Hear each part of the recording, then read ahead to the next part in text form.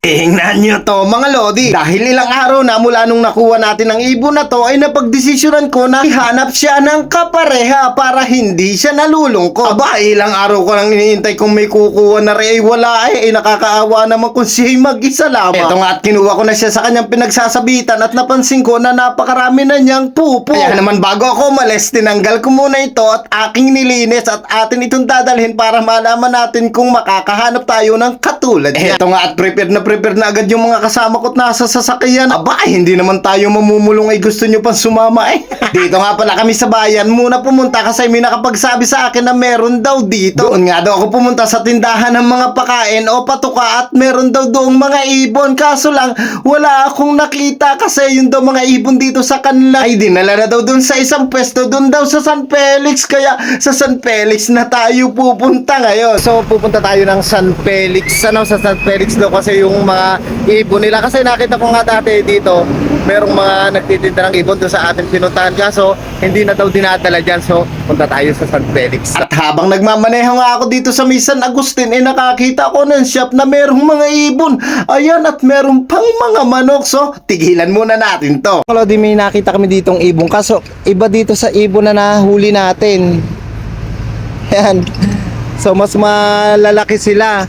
Di gaya nitong nahuli natin na maliit lang at saka mas mahaba buntot nitong atin ibang iba. Dito ngayon nawawalan ako ng pag-asa dahil nasa isip ko baka walang nag-aalaga ng ganito at puro lovebird lang at wala ngang parakeets kasi parakeets nga daw ang tawag dito. Buti na lang at may nagsabi sa amin kung saan kami makakakita nito. Okay, puntahan na natin.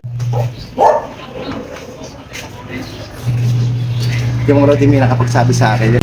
So dito tayo tinuro nung ating napagtanungan. Palaki.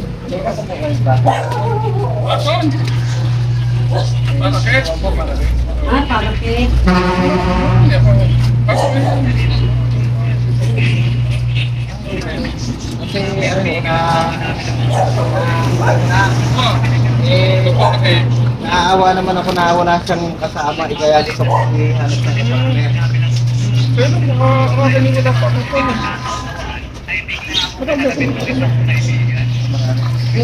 Kasi mga inakay pa lang. Yung mga lodi, meron daw si Kuya. Yan, tropa natin si Kuya. Makakakuha na Tropa natin. Kaso mga inakay pa daw yung kanya. Ala, paano natin tumahanap ng kanyang lover? Ano? Kuya, pwede pong makita? Tara, tingnan natin yung kanyang mga kalahi. At yun na nga, nakita ko na nga yung aking alpaca panot. Hindi pala. Joke lang mga lodi. Dito nga sinama na kami ni Kuya Elmer para ipakita sa amin yung kanyang iba't ibang kulay na parakit. Eto na nga ang bumungad sa amin. Mga lodi, ang dami yung ibon ni Kuya. Tingnan. Ano yung aming mga palabas ngayon? Inakay, mga inakay pa. Yan mga pero na yan. Grabe mga lodi, ang gaganda ng mga parakits ni Kuya at iba't ibang ang kanyang kulay. Puro parakits nga lang ang kanyang inaalagaan dito. Isang partner nga na ito, meron pang nililimliman, no? Tapos yung isa, tingnan ninyo, meron siyang inakay. Wow! Dalawa yung inakay niya, tapos meron pang isang itlog na hindi pa napipisa.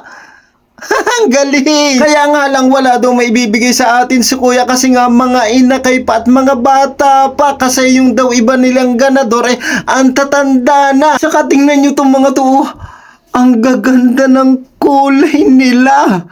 Wow! Siyempre, humiling pa rin ako kay Kuya. Sabi ko sa kanya, baka pwede naman makahiling sa'yo kahit isa, kahit matanda na basta meron lang makasamang nag-iisa kong parakit. Kahit naman siguro gustong magkaroon ng lover, kaya ako'y pagbigyan mo na.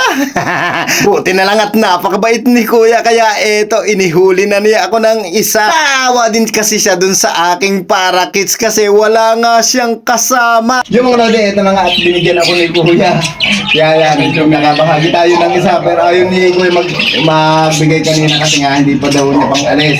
Siyempre nakiusap tayo kasi nakakaawa ng baby natin.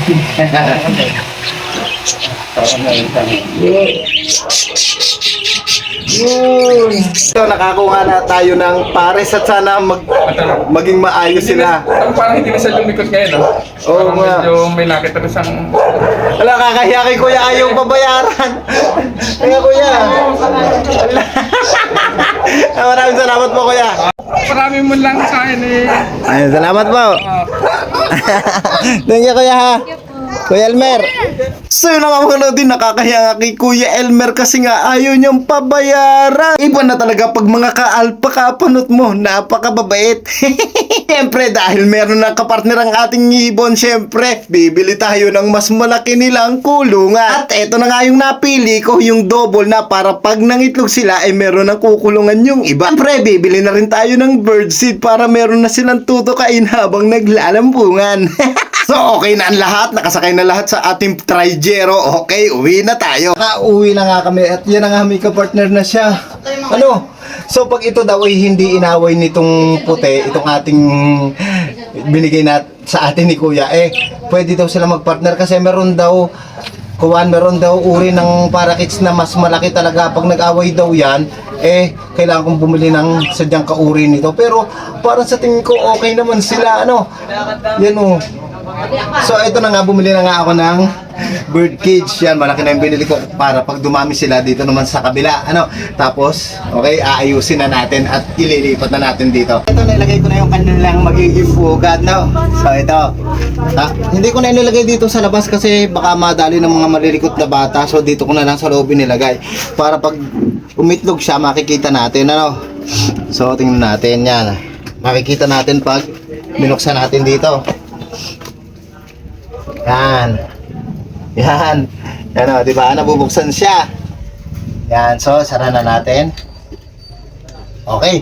Tapos, ito na. So, ilagay na natin sila dito. Okay. Yun. So, yun. Yan na. So, sara na natin. Yan. Yan, sa wakas at natapos na nga natin itong kulungan at saka yung ibon yan, ilagay na natin yan. Yan, tapos nilagyan ko na rin siya ng swimming pool. May swimming pool na rin. Tapos ito, papalitan ko po itong lagayan ng patuka, ano. Tapos yun yung kanilang magiging pugad niya, ano. Ayun, nandoon na. Yan.